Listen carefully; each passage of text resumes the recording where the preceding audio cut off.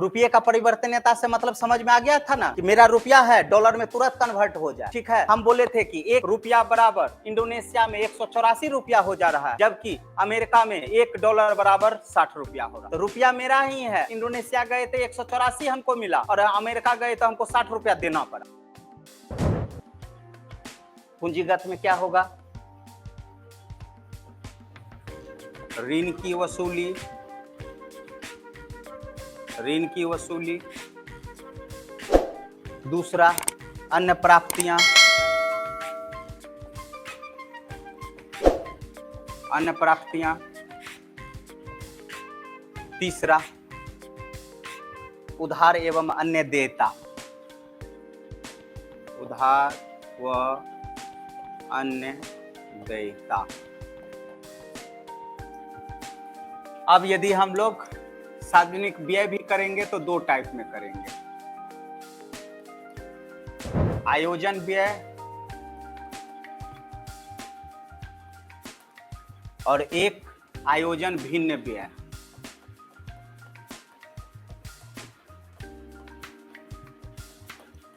भिन्न व्यय क्लियर? आयोजन भी करेंगे तो 2 तरीके से व्यय करेंगे, राजस्व खाते पर व्यय और दूसरा पूंजीगत खाते पर व्यय।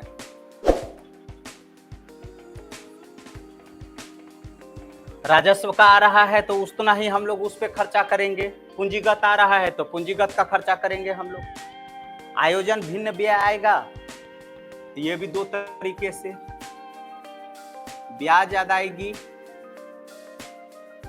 अदायगी से, ब्याज अदायगी से कितना हमारे पास इनकम हुआ और राजस्व खर्चा से। उसके बाद आयोजन भिन्न भी आएगा।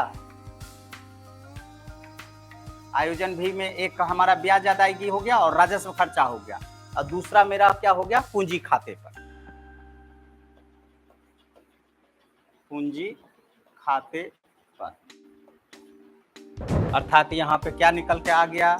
यदि आपसे कुल व्यय पूछा तो लिख दीजिएगा आयोजन व्यय प्लस आयोजन भिन्न व्यय, आयोजन भिन्न व्यय। अब यहीं पे सेट कर देंगे 24-25 का बजट, तो तुमको पता चल जाएगा। बात समझ में आया? आयोजन भिन्न व्यय।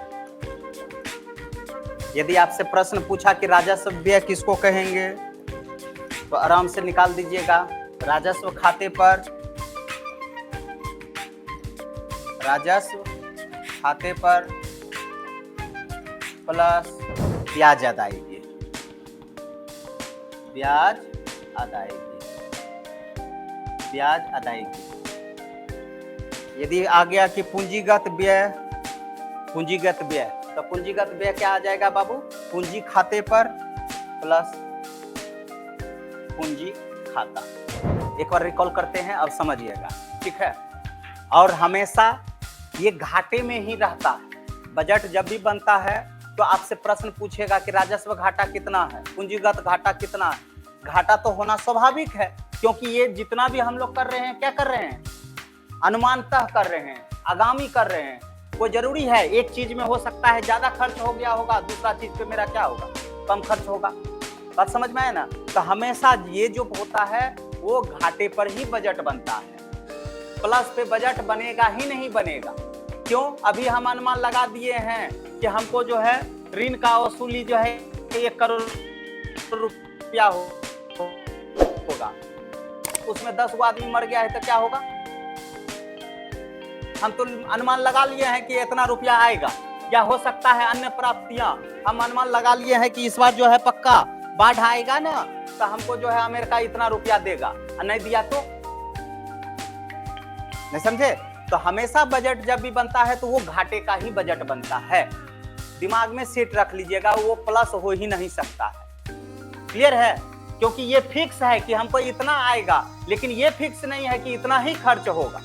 हम अनुमान लगाए हैं कि इतना खर्चा करेंगे, लेकिन पैसा लाएंगे कहां से? तो किसी चीज को पूरा करेंगे ना किसी चीज से, ठीक है। अब यदि आपसे सिंपल बजट का स्वरूप पूछा तो बताइएगा, मेरे पास सार्वजनिक आय आएगा अर्थात इनकम आएगा, उसी के अनुसार पे हम क्या करेंगे, एक्सपेंडिचर करेंगे, सार्वजनिक व्यय करेंगे। व्यय को अभी रखेंगे, जो मद से हमको पैसा आएगा उसी मद पे हम लोग खर्चा करेंगे, ठीक है। अब आय जो आ रहा है तो या तो हमारे पास टैक्स से आ रहा है या तो क्या आ रहा है, पूंजीगत प्राप्ति हो रहा है।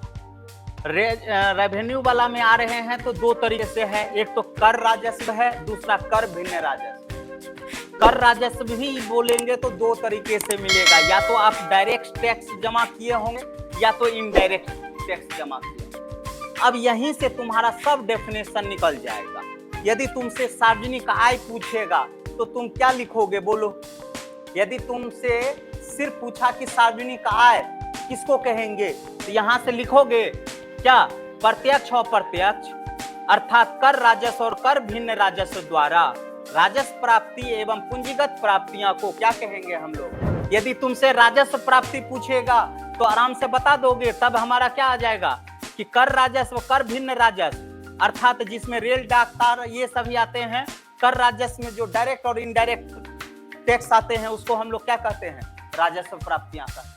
तो वहीं पूंजीगत प्राप्तियां किसको कहते हैं, जहां ऋण की वसूली होती है या अन्य देयता होते हैं या किसी से उधार व अन्य जो लेते हैं उन्हें हम लोग क्या कहते हैं। चीजें समझ लिए तो समझ लो कि एकदम स्वाहा हो गया, नहीं तो बजट को हवा बना देता। और 24-25 का बजट लाएंगे तुमको तुरंत एकदम बोलेंगे कितना आया, 4,667 करोड़ रुपया हुआ, 5,067 करोड़ रुपया, तो हम बोलेंगे कि राजकोषीय घाटा कितना रहा।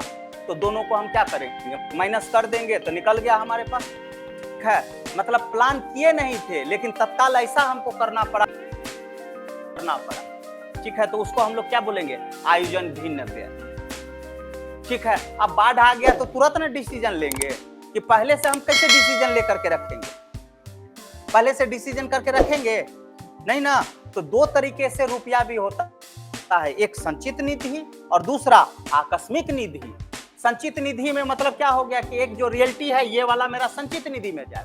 आकस्मिक जब हमारे पास ऐसी दुर्घटना हो गई, कोरोना का पीरियड आ गया, तो वहां कब कहां से लाएंगे पैसा, हम निकालेंगे तो आकस्मिक निधि से पैसा निकालेंगे। ऐसा नहीं है बपोती पैसा है प्रधानमंत्री का, नहीं समझे।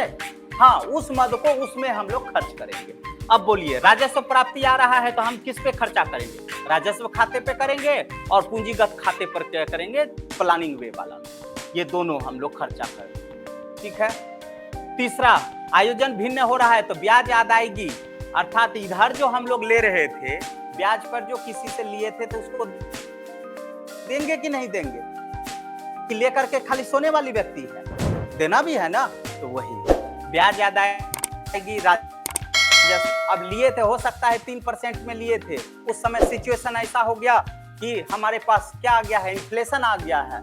भले हम दे तो रहे हैं 3 रुपया लेकिन वैल्यूएशन कितना का जा रहा है, 5 रुपया का मान लो, है कि नहीं। तो ऐसा भी सिचुएशन हो सकता है कि रुपया का वैल्यू कितना हो रहा है तो उस अनुसार, ठीक है।